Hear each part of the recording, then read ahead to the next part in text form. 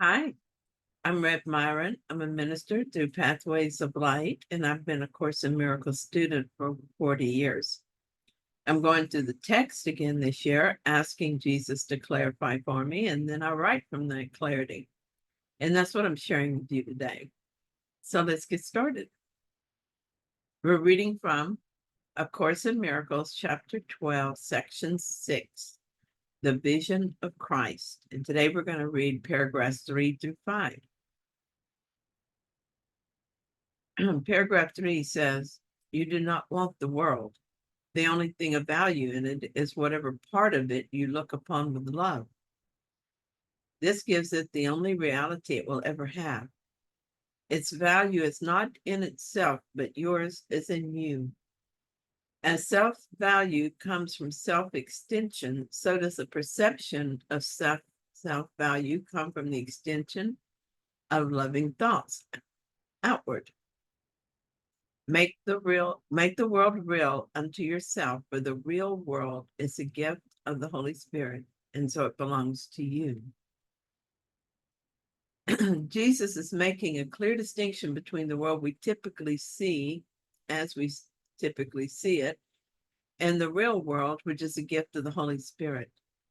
When I see someone as an enemy, my difficult neighbor or the woman who rushed to grab the parking space I was clearly moving toward, I see the world I made.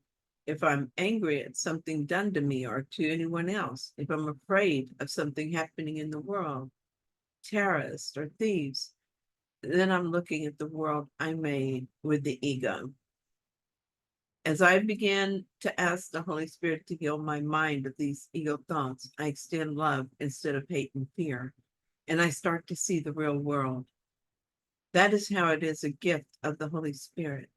It is as he heals my mind that I see the world differently. What I see of the ego world is not real and not there. It is a picture of my beliefs, but not of reality. Is the real world real? Does it exist outside my mind? I think I understand that the only value the world has, and its only reality, is the love with which I look upon it. It is the love that I extend that has value, and that is real. Before I know reality, I will know the real world. It's like a step I take, a stop I make on the way home. So, paragraph 4.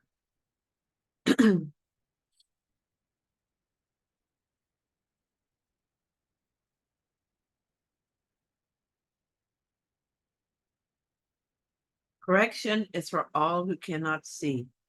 To open the eyes of the blind is the Holy Spirit's mission, for he knows that they have not lost their vision, but merely sleep. He would awaken them from the sleep of forgetting to the remembering of God. Christ's eyes are open, and he will look upon whatever you see with love if you accept his vision as yours. The Holy Spirit keeps the vision of Christ for every son of God who sleeps. In his sleep, in his sight, the Son of God is perfect, and he longs to share his vision with you. He will show you the real world because God gave you heaven. Through him, your Father calls his Son to remember. The awakening of his Son begins with his investment in the real world, and by this, he will learn to reinvest in himself. For reality is one with the Father and the Son, and the Holy Spirit blesses the real world in their name. Christ will look at what I see with love. This will be the real world.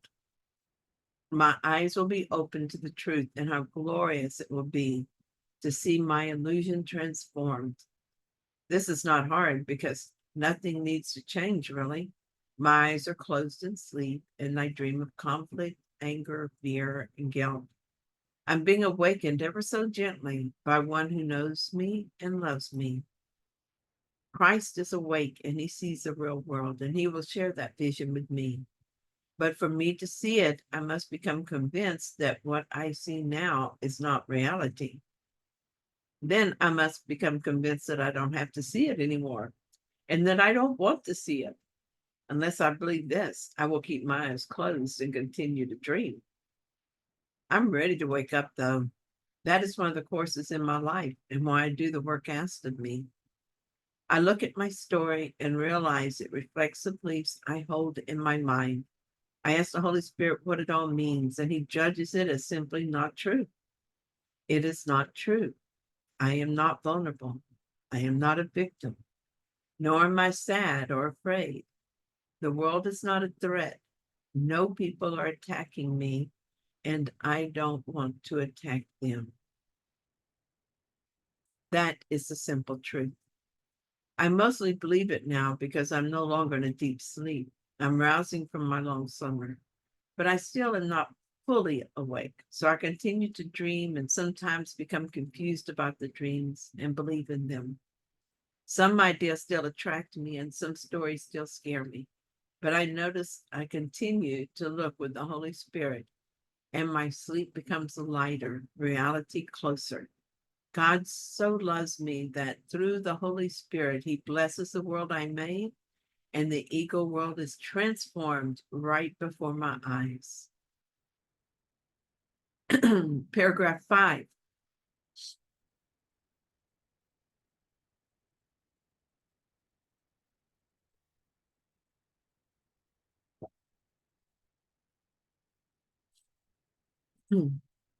When you have seen this real world, as you will surely do, you will remember us. Yet you must learn the cost of sleeping and refuse to pay it. Only then will you decide to awaken. And then the real world will spring to your sight, for Christ has never slept. He is waiting to be seen, for He has never lost sight of you. He looks quietly on the real world, which He would share with you because He knows of the Father's love for Him. And knowing this, He would give you what is yours. In perfect peace, He waits for you at His Father's altar, holding out the Father's love to you in the quiet light of the Holy Spirit's blessing. For the Holy Spirit will lead everyone home to His Father, where Christ waits as His self. I can wake up and see the real world. Jesus says, but first I must learn what it is costing me to remain in the dream. And then, as He says, refuse to pay it. I'm now fully aware of the cost. It includes sadness, fear, and guilt. In the dream, instead of being joyful, I'm depressed. Instead of being satisfied and complete, I'm empty and searching, always searching. Instead of seeing love everywhere I look, I see enemies and the need to defend myself. I am always looking for someone to blame and always trying solutions that never really work. So I am now fully aware of the cost of sleeping and dreaming of separation. I also know how to back out of this dream and have begun to wake up.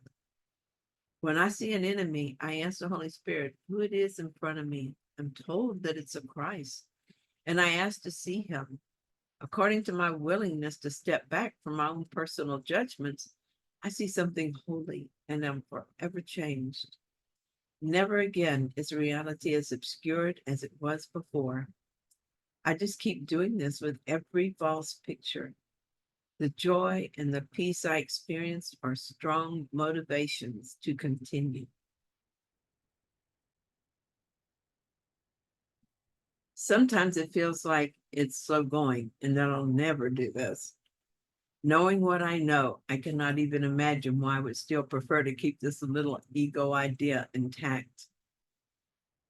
If I don't understand why I want the little self, how will I ever be free of it? Then I start to think I really do want the little self, and maybe this is all a trick by God to get me close enough to punish me and snatch myself away from me. This is funny.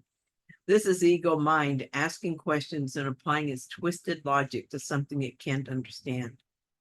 The ego figures if you can't beat them, join them. So it studies a course right along with me, trying to help, not interested. Here's what has helped me get on course and stay there with as few side trips into ego land as possible. I have one purpose, and that is the peace of God. Every time I notice that I have taken up a different goal than the peace of God, I stop myself and remember one goal, one purpose, one function. I want the peace of God because that is a peace that cannot be undone. Nothing can touch the peace of God. I know this is true because I've experienced it. I've experienced great personal loss and remained in perfect peace, untouched by that loss. The same goes for strife. And I have experienced the idea that someone wanted to attack me and knew that the result of this attack would change things. And still, my peace remained untouched. The peace of God is independent of what seems to be happening in the world. I've also turned my back on that peace and submerged myself in the drama of the moment. This happens as soon as I forget my one goal and take up another. I'm doing my job and enjoying my students and the fellowship of my friends. And then I hear some words or have some thoughts, and suddenly I'm on alert. Is that an attack, I wonder? I mentally begin my preparations for battle. Now I have another goal, and that is to defend myself. And just like that, I've sold my peace of God. But hey, I'm back in charge. I'm myself again. I know what to do here because I've learned a lot about attack and defense in my 75 years of practice. I feel comfortable in that old role as I suit up for the fight, but I also feel anxious and afraid and flooded with memories of past experiences that often turned out badly. These days, I pretty quickly change my mind. That peace of God stuff is something else. It is very compelling. I miss it, even though I have given it away myself. I miss it right away. Thank God, very literally, for the Holy Spirit who waits patiently in my mind for me to come to my senses and ask for his help. The peace of God is mine as soon as that is all I want. It doesn't take long for me to remember that it really is all I want. I don't know how much longer I will fall for the ego's desire for self-sufficiency and drama, but I know what to do about it, and I will do it.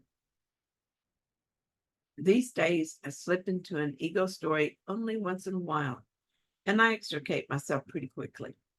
The peace of God is my only goal. Even when I momentarily forget and think I also have another goal. Thank you so much for joining me in this reading. I hope that you found it helpful. If you did, then please like it. And if you haven't yet, please subscribe. And I'll be back soon with another reading. See you then.